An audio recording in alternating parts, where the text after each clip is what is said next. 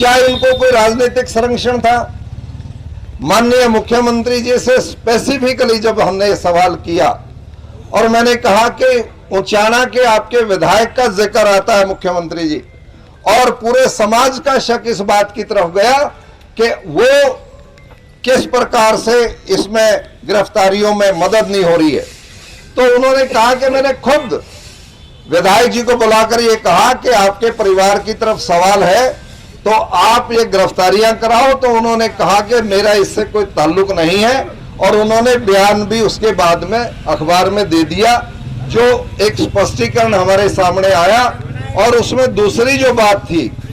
कि यदि कोई गिरफ्तारियों का विरोध या सिफारिश की बात होती तो जो अभियुक्त फरार है, जो अपराधी है, उसकी धर्मपत्नी और परिवार जब अंदर गया था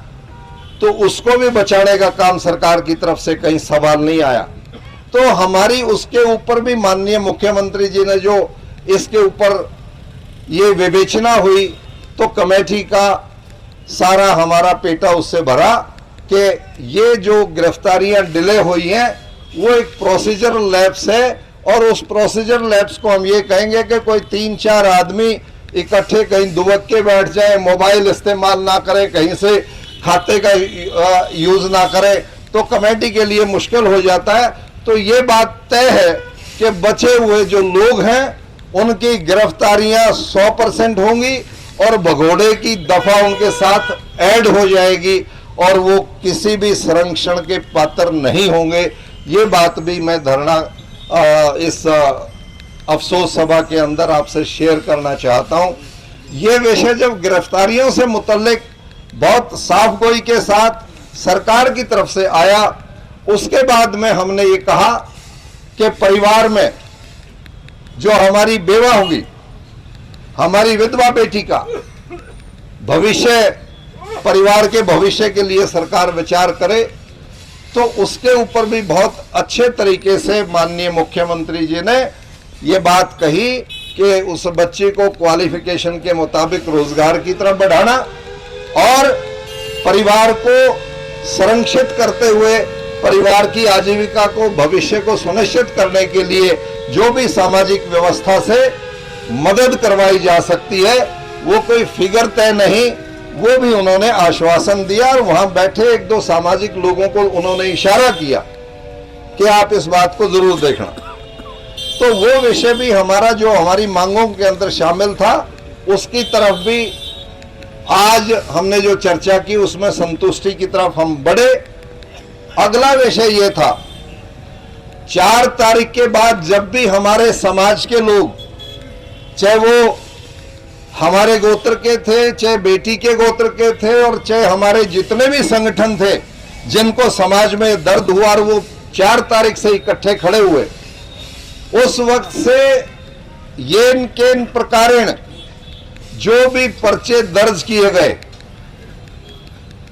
और 14 तारीख के हमारी जो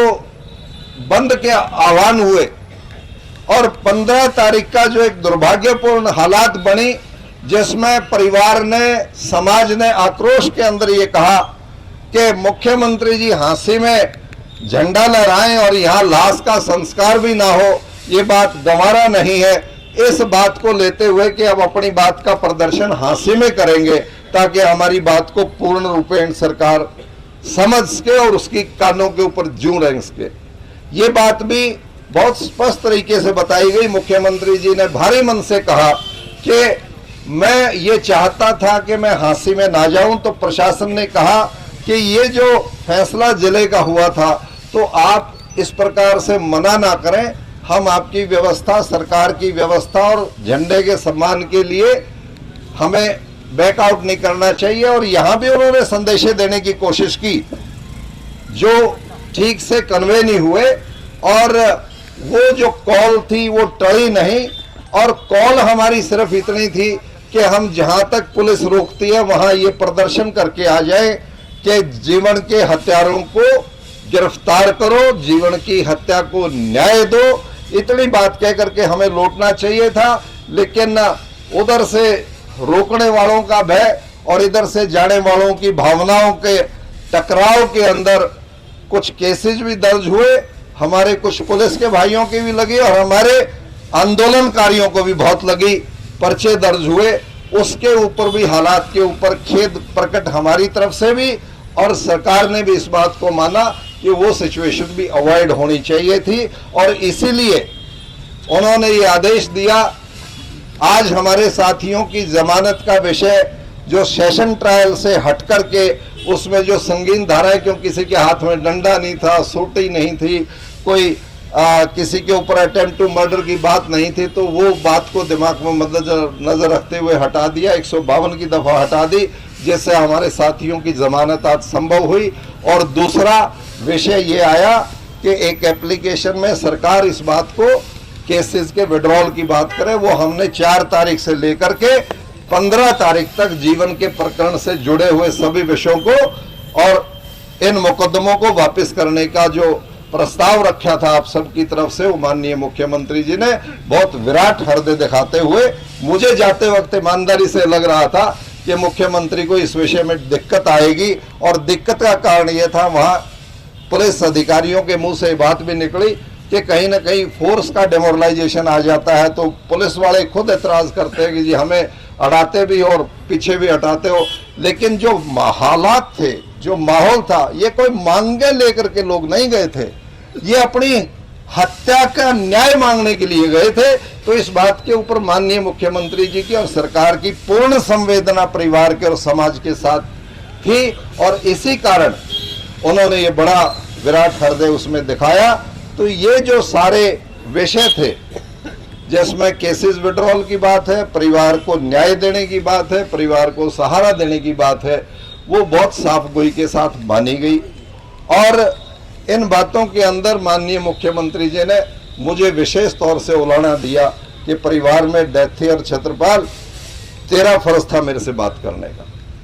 मैं उनकी इस बात को मैंने स्वीकार किया, और मैंने सफाई दी कि जब मेरी टीम, हमारे परिवार की टीम जब आपसे मिलने के लिए वहां गई थी, मैं धरना स्थल की तरफ आ रहा था, हमारे साथियों ने जब मुझे फोन किया कि मुख्यमंत्री आज यहाँ, मुझे जानकारी में नहीं था, तो मैंने कहा मैं आ रहा हूँ। तो उन्होंने कहा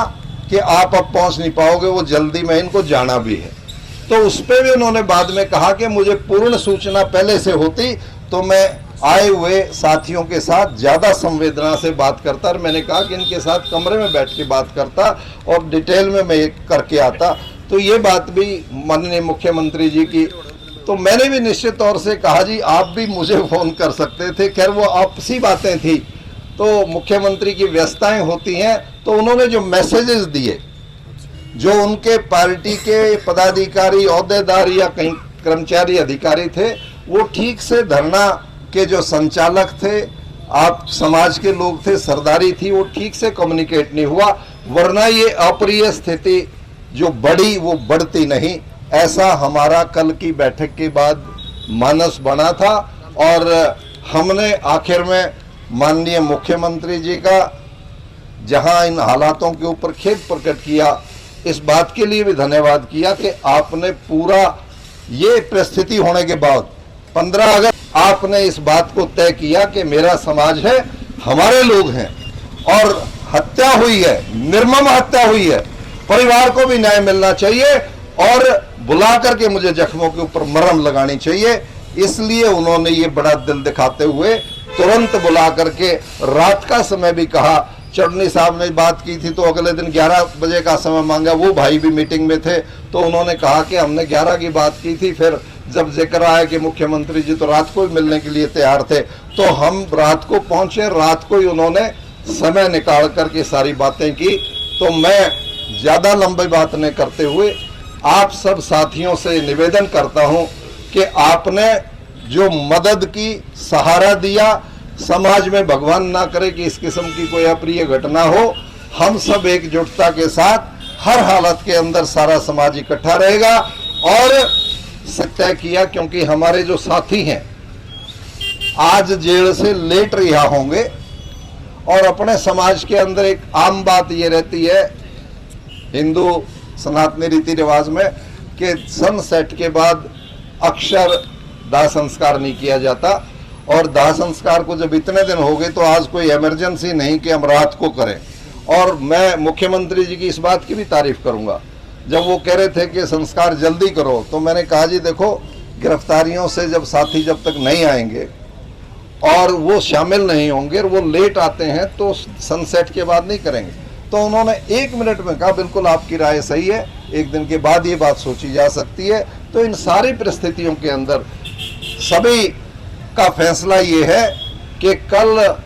10 बजे, कुछ साथी 11 कह रहे हैं, कुछ 10 कह रहे हैं, तो हमने सुनो हम 10 का अनाउंस इसलिए कर रहे हैं क्योंकि डेड बॉडी को रिसीव करना है, वो परिवार के लोग सुनिश्चित करेंगे जिन्होंने वहां पे